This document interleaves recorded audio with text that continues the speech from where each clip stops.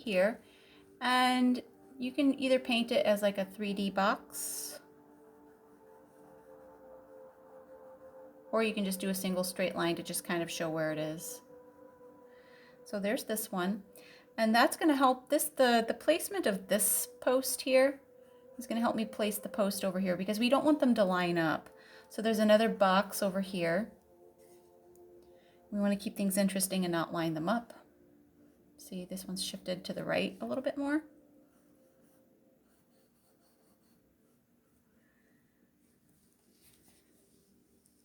And then there's like this little line here, which is the rope. It just keeps it kind of tethered. And then there's another post over here.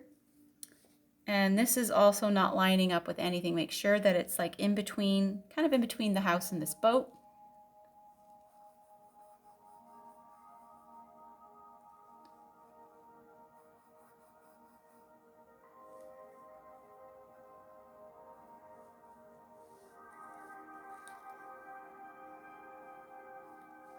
Like so.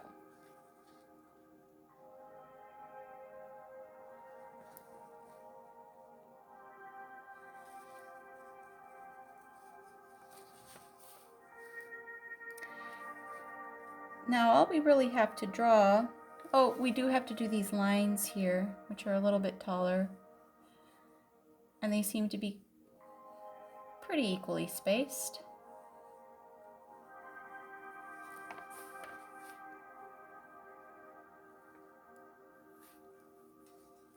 And then what else?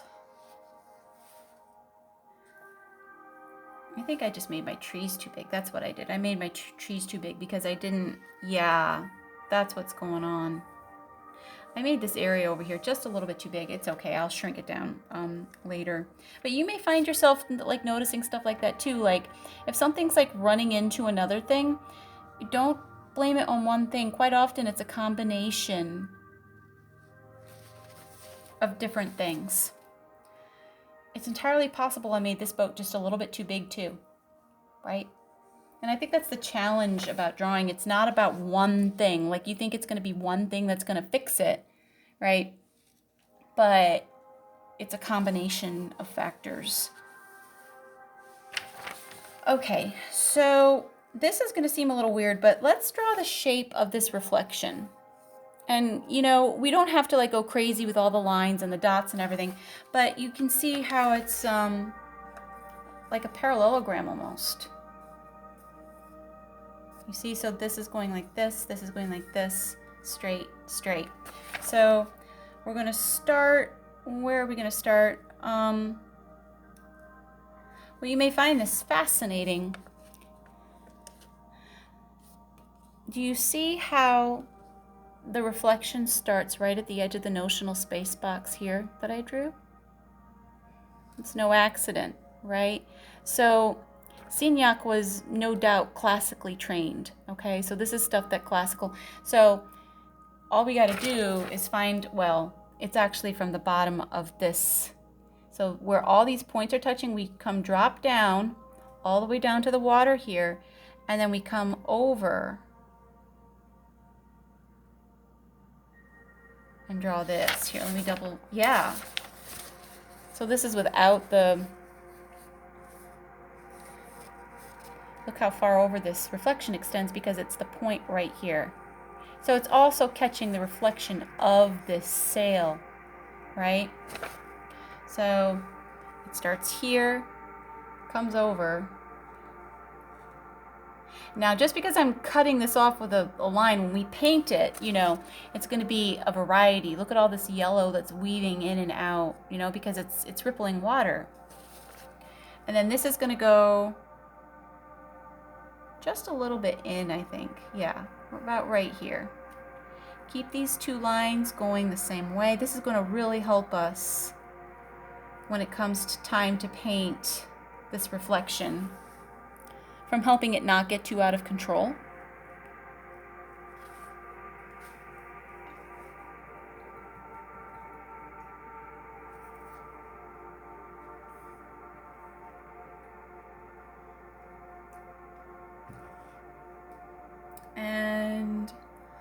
Okay. Before I put the mountains in, I want to erase my trees. I don't like them. I just kind of went to town. Just going to erase these and do these over. Maybe I'll do... Yeah, they just got kind of big. You may look at your trees. You may look at something on your page and go, okay, you know, I need to redo this.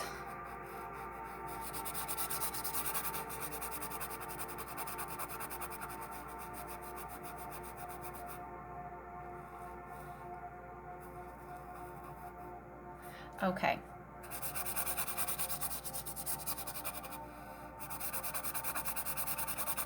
I just saw those curves and went to town. I'm like, oh, curves. Let's do this. Okay, let's put the mountains in. So I'm going to start over on this side, on the right-hand side.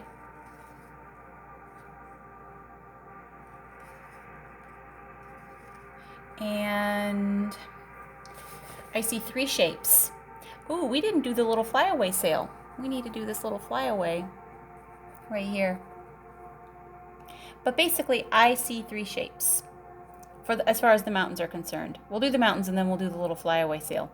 So I see this kind of mountain that's kind of hiding right here. It's very small. I've got this main mountain right here. And then I've got this triangle right here. You see the 3 shapes? So 1, 2, 3. And I'm going to start with Mr. Triangle. We're going to start right here. Going to make a dot. So I notice that it extends just beyond this post. Do you see how it extends just beyond the post right there? So we can use that as a guide. And then it's going to cut through the post and come all the way straight line. Easy, right? Not so bad.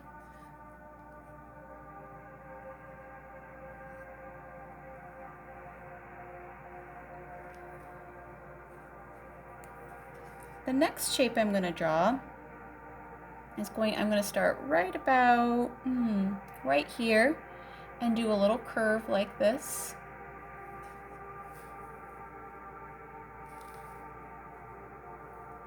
And then there's going to be another curve like this.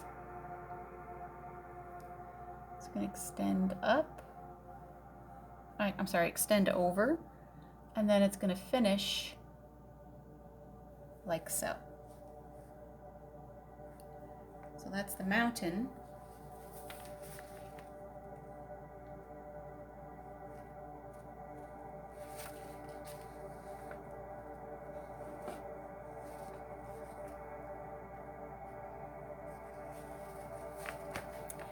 And then for the mountains over on this side, how many shapes can you count? 1, 2, 3, and then a little bitty one here in between the trees. So 1, 2, 3. And this does extend. Do you see how it extends behind the sail here? See, there's like the sail where it's catching, there's a space, and you can see the mountains between that space. And that'll be the space right here.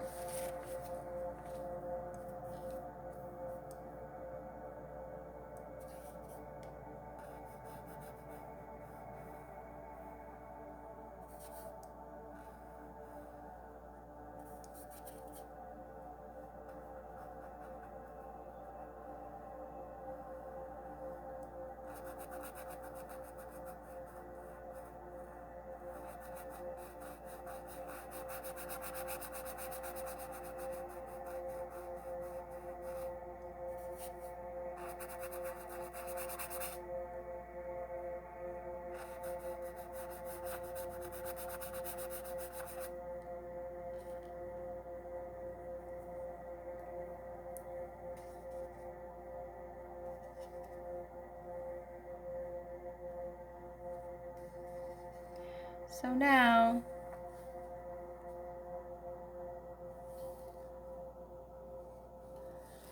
I don't really have these. You know what? I'm just going to come in here.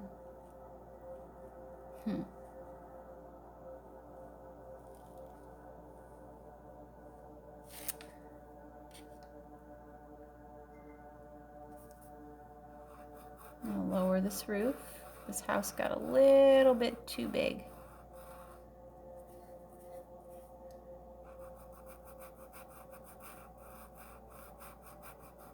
So a flat brush works best for this kind of erasing technique that I'm using right here. I'm using an 8 flat. Just because it's nice and stiff, and I can just come in and right next to this and just trim away anything extra I don't want.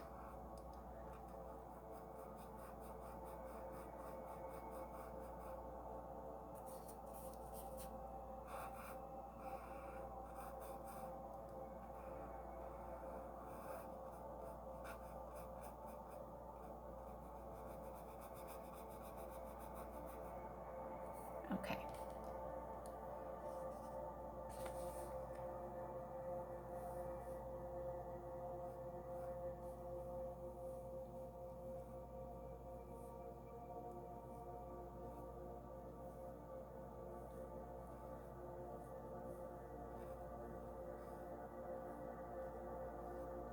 I'm just doing a super fast little sketch here that where the trees are approximately. Yeah, and then this tree is all the way here. Okay. So the mountains, we have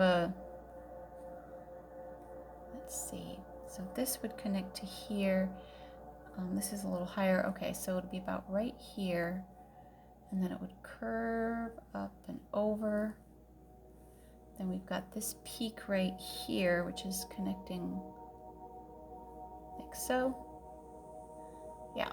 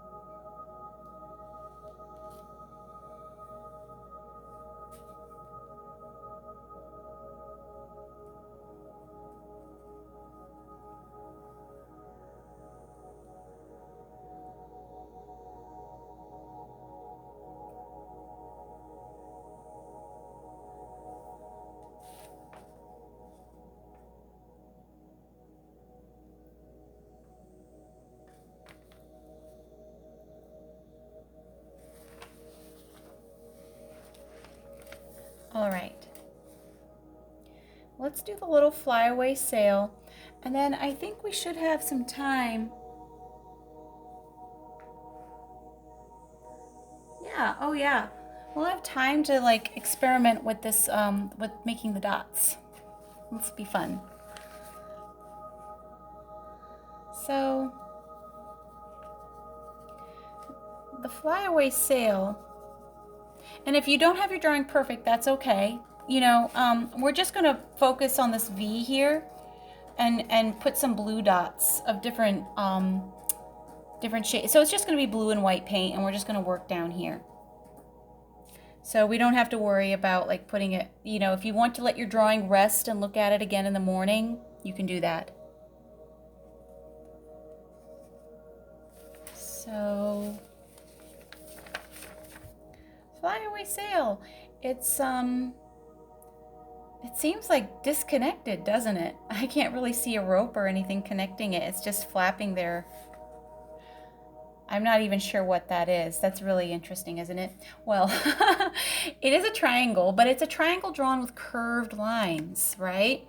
So I'm just going to use this as kind of a scratch pad here. But here's what that triangle would kind of look like if we would draw it with straight lines. Right, so we have a straight line here. We have another line here. And then we kind of have another line here. But then we're going to draw, so you can draw a triangle with straight lines first. Let me water this down, it's kind of grabbing. But then come in on top like this and then do a curved line here. Ooh, this brush is not my favorite brush. It's good. I actually picked it out because I thought it would be really good for making the dots. You still have to test that out, but it's not so good for the drawing, I'm finding out. Okay, so this line's curved here. Then this line would curve like this, right? And then there's like another little curve, like a fancy curve in here, right? So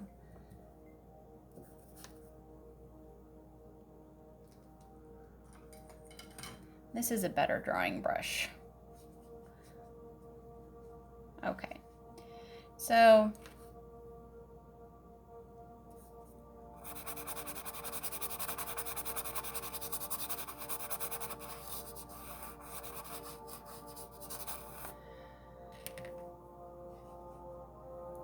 we'll come here, and if you want, you can draw that triangle. So it's basically a line like this. Oh yeah, this is a much better brush for drawing. Okay, and look how far it sinks below the water. Look how close it is touching. How close is it to the pole? How close is it to the other sail? Like how high up is it on the mountains? This is going to help you find its position and its size in space. So we start like that, and then we do like a little curve.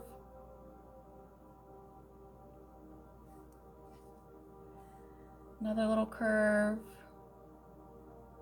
I mean, I don't start with a triangle, but it might help some of you to visualize it better. So there it is, it's just kind of flying. Yes, this brush is an improvement.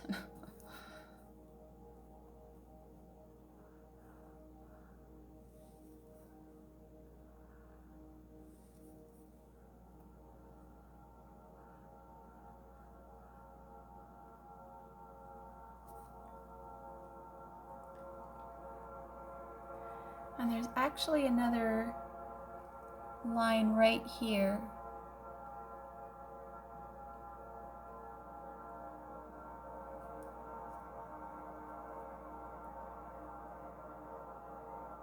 That connects. So it makes a little loop here because of the way it's blowing.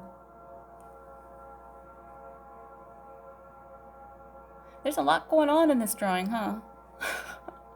There's a lot going on.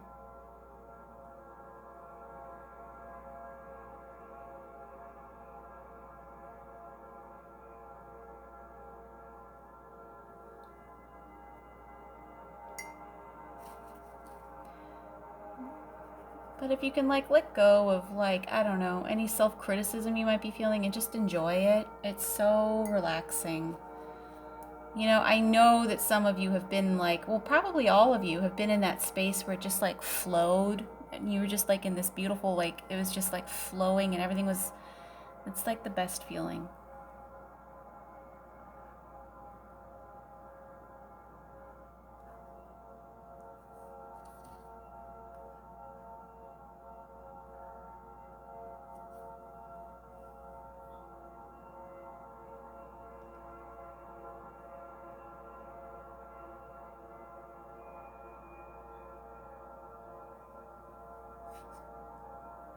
Okay, I'm going to give you guys a little bit extra time to finish up your drawing. And then we're going to start painting. And I think you're going to be pleasantly surprised how straightforward this is going to be.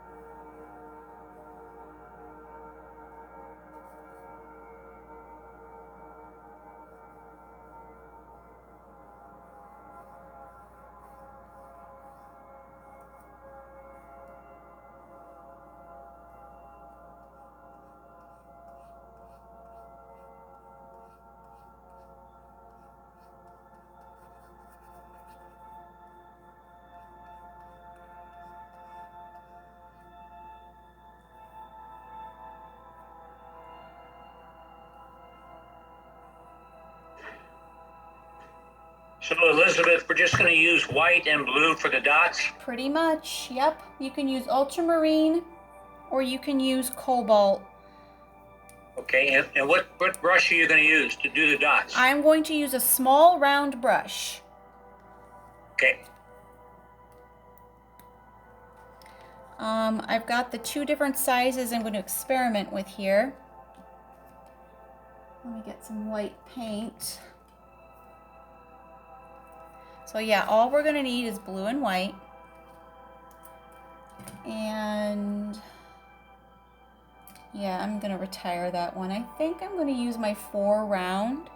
If you're wondering about the brand, this is a Utrecht mixed synthetic. I got it at Dick Blick. I really like these brushes. They just have a very nice firm feel to them.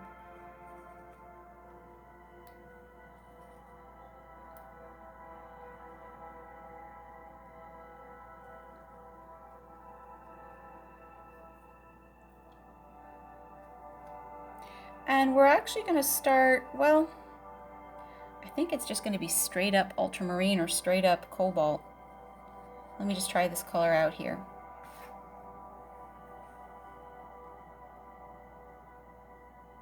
Yeah. Maybe mix a little bit of white into it. To maybe a value 6.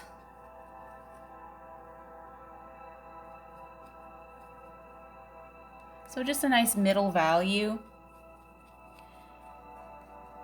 And for anyone who hasn't studied value yet, value just means like it's a scale between black and white, and there's like 9.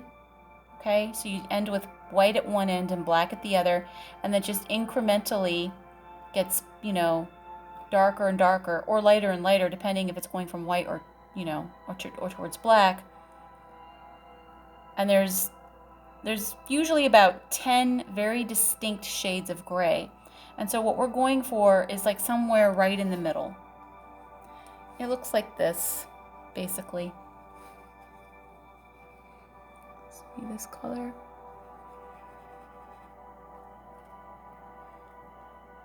Just a nice middle value blue. So it's blue and white. Just mix up the right amount of white until it looks approximately like this.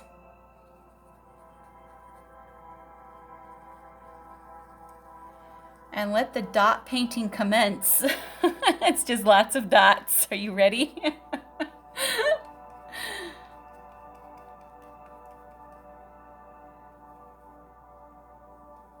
Lots of dots. Here we go. All right, so load your brush up really well.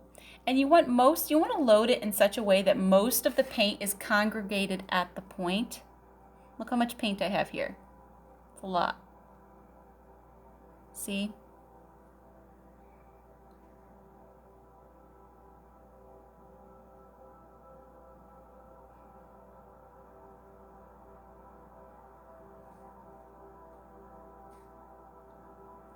Okay.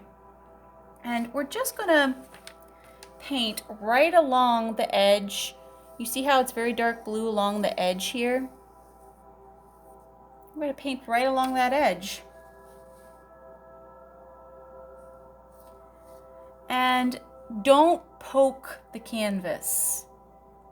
No poking. You think of it as dropping the paint. Okay? So we can come here, and I'm holding my brush kind of, and just make a little dot, then another little dot.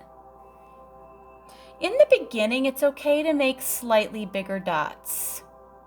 And I'm just going to follow this line right along the edge here. As we continue, we're going to make smaller and smaller dots, okay? But in the beginning, I think it's okay.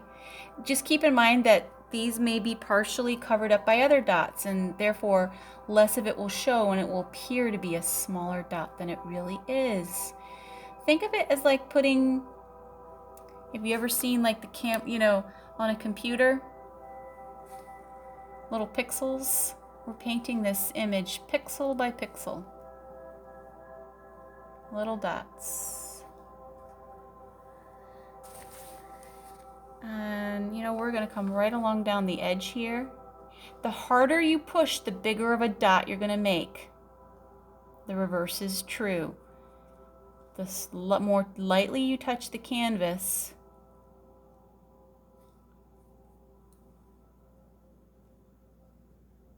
the smaller of a dot you'll make.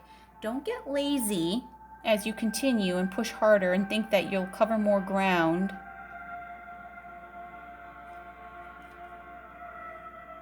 By making bigger dots. Try not to do that. I know it's tempting and sometimes you just like kind of slide into it.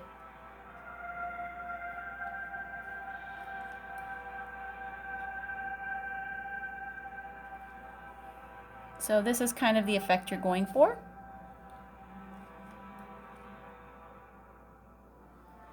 You want to carry it down a little bit further.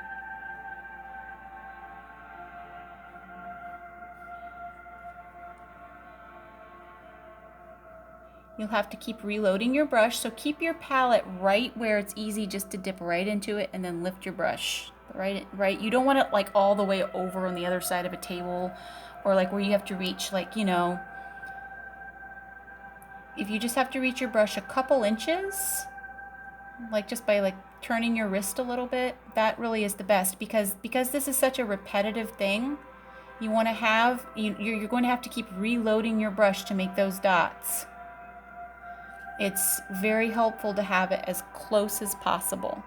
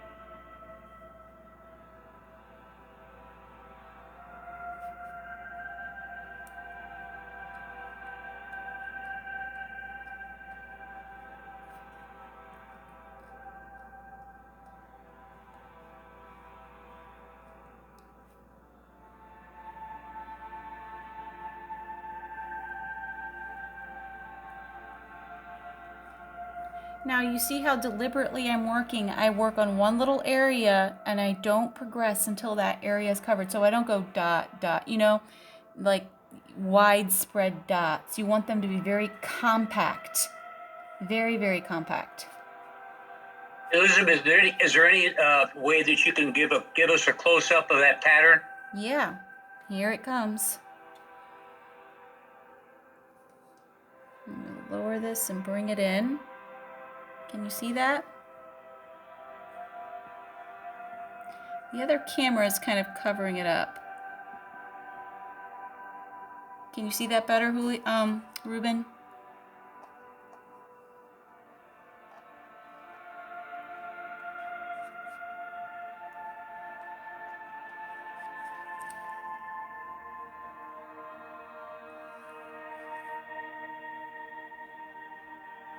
I can see the whites around. Yours is more in a circle pattern. So I think it might just be the round brush that I have.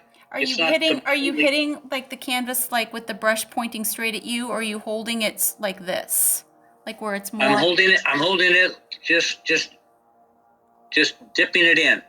Well, I'm holding the brush at a 45-degree angle approximately from the canvas. This is actually important. This is important because you're going to get very different brush strokes depending on which way the brush is pointing. I'm going for more of a line as opposed to a dot. And I am using a number 4 round. Yeah, well, mine's a number 4, but it looks pretty wide. Well, maybe try switching to a smaller brush. What size is your canvas? 16 by 12. Oh boy. Oh, 12 by 16? Okay, that's a good one. Yeah. I thought you were going to say 16 by 20. I was like, whoo! No way. Woo! Have fun with that.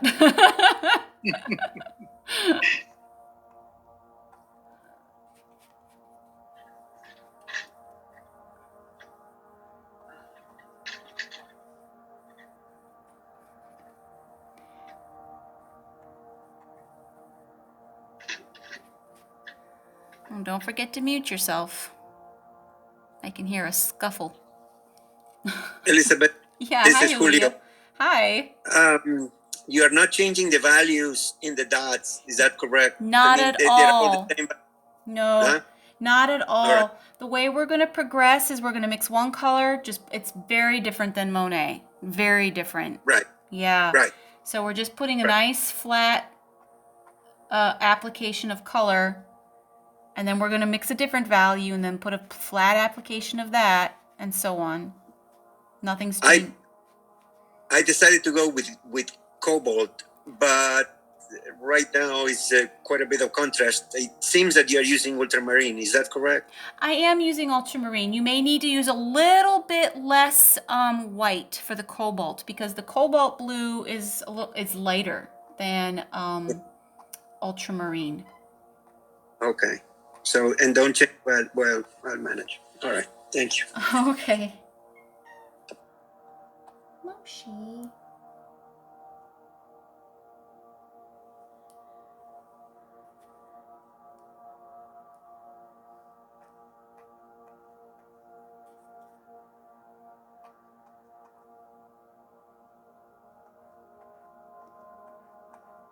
Just know that whatever you put down now is always going to be covered up by other dots later, you know? Or can be, I should say. And every time we paint, we're going to overlap.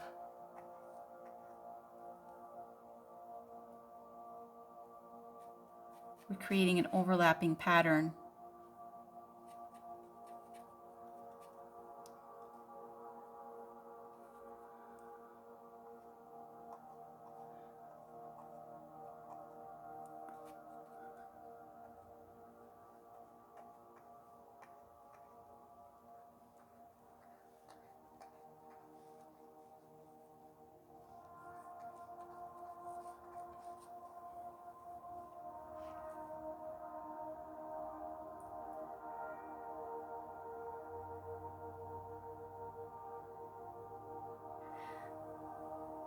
This would be a good, if you're finished with this part down here, this would be, I'm going to back this up again. This would be a really good color to also put on this dock over here and on the post. So I can just come right here and make some dots back here.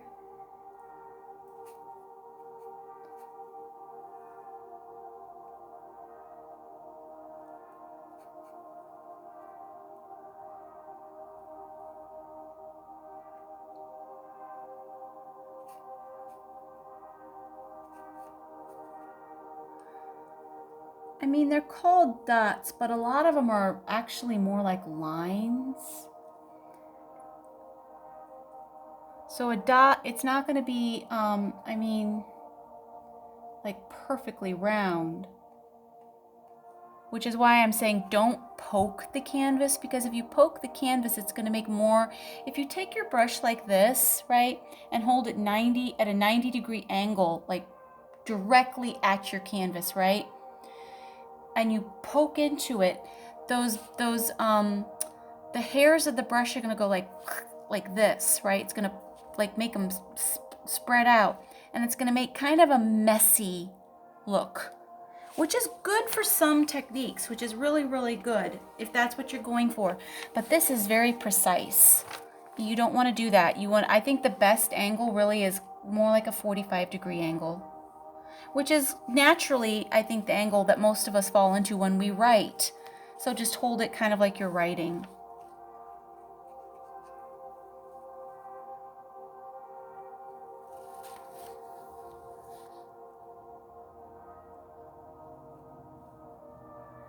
Now, if you're making these little dots, definitely aim for the brown outline and try and cover that up. That's not going to be part of your final painting. And don't forget to add a little bit of water, linseed oil, liquid, what have you, to dilute your paint a little bit to make it more manageable.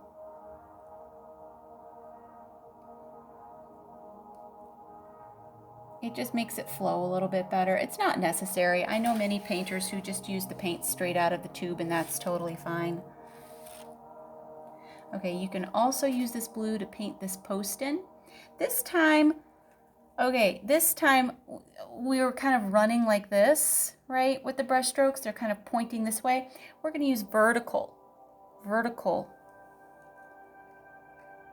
So we're going to stroke downward in little tiny bursts of color here, except across the top. Now the top is going to get vertical again. I'm sorry, horizontal again. I can't talk.